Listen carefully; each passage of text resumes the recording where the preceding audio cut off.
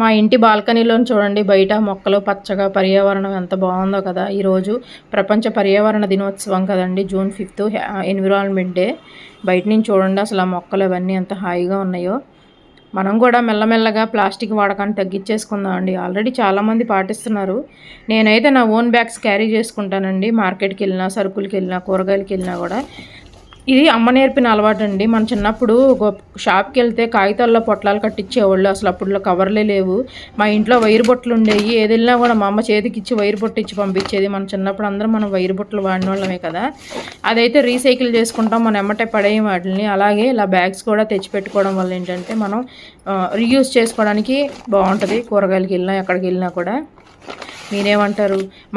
మన పిల్లలు బాగానే ఉన్నారని ఆలోచించకుండా వాళ్ళ పిల్లలకు కూడా మంచి వాతావరణాన్ని, మంచి ఆరోగ్యాన్ని మనం అందించాలండి.